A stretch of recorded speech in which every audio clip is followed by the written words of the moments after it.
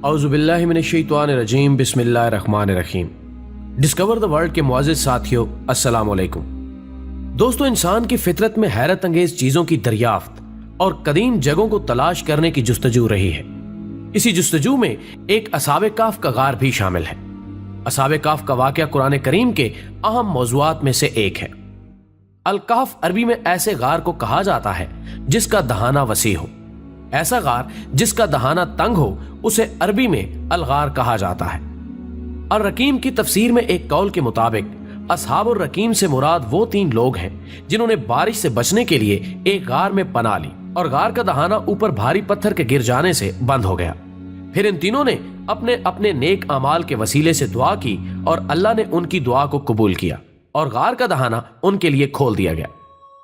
ख़वातीनो हज़रात, असहाबे काफ अल्लाह के वो बंदे थे जिन्होंने अपने ईमान की हिफाजत के लिए अपने पुरतायुश महल्लात को त्याग दिया और एक गार में पनाह गुज़ीन हो गए और रब पर तवक्कुल के लिए वो उस गार में अपनी मुश्किलात की आसानी के मुंतज़िर रहे।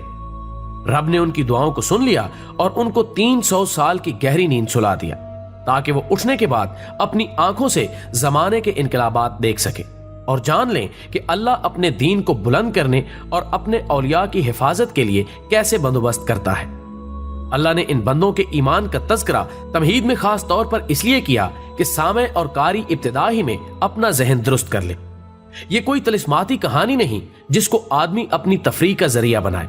ये चंद नौजवानों के ईमानी वलवलों की दास्तान और ईमान के रास्तों में उनकी कुर्बानियों का बयान है। जैसे कि असहाबे काफ कहाँ के रहने वाले थे, किस गार में उन्होंने पनाह ली थी, कौन सा बादशाह है जिसके दौर में वो गार में दाखिल हुए, किस बादशाह के दौर में वो गार से बाहर आए, वगैरह वगैरह।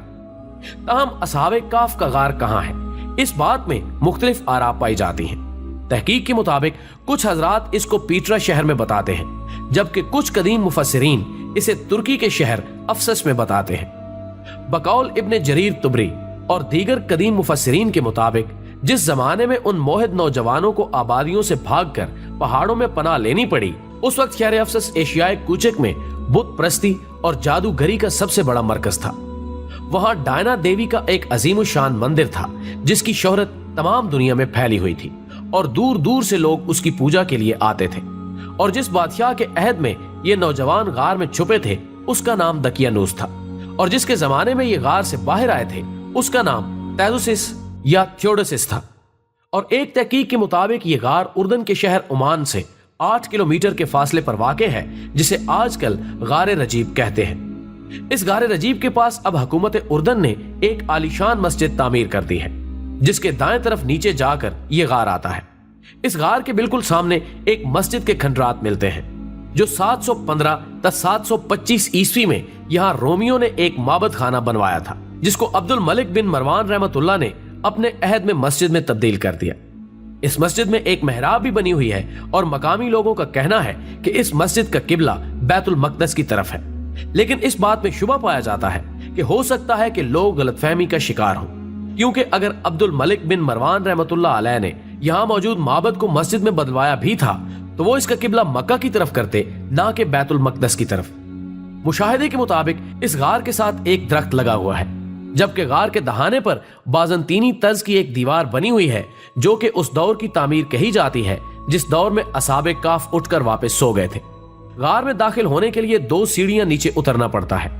नीचे उतरते हैं तो दाएं तरफ आपको 3 कब्रें नजर आती हैं, जबकि बाएं तरफ 4 कब्रें बनी हुई हैं। इन 7 कब्रों के बारे में यह कहा जाता है कि ये उन नौजवानों की कब्रें हैं जो कि यहां आकर पनाह गुज़ीन हुए थे। दाएं तरफ की एक कब्र में वो हड्डियां रखी गई हैं जो कि उस गार की दरियाफ्त के वक्त यहां मिली थी। इस कब्र में एक शीशा लगा हुआ है जिसके जरिए उन इंसानी हड्डियों को देखा जा सकता है। इस गार में बाज तामीरात सलाहुद्दीन अयूबी के दौर की हैं, जैसे गार की छत और उसकी डिजाइनिंग वगैरह। नाज़रीन गिरामी, मुफस्सिरीन के मुताबिक कुरान पाक में जो फजवा का लफ्ज इस्तेमाल हुआ है वो इसी चबूतरे के लिए आया है जो कि गार में उतर के सामने सुरंग के बराबर आता है। लेकिन कुछ लोगों का मानना है कि फजवा यानी कुशादा या खुली जगह की तारीफ के लिए वो चबूतरा काफी नहीं होगा।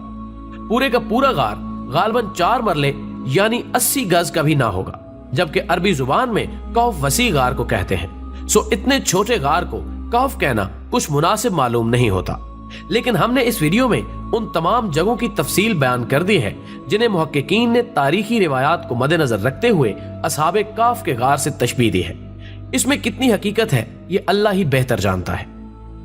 دوستو، ویڈیو پسند آنے کی صورت میں اسے زیادہ سے زیادہ لائک کر کے ہماری حوصلہ افزائی کریں اور اسے فیس بک اور واٹس ایپ پر شیئر کرنے میں ہمارا ساتھ دیں۔ ہماری اگلی ویڈیو آنے تک اپنا، دوستوں اور گرد و نواح کے تمام لوگوں کا بہت خیال رکھیں۔ اللہ حافظ۔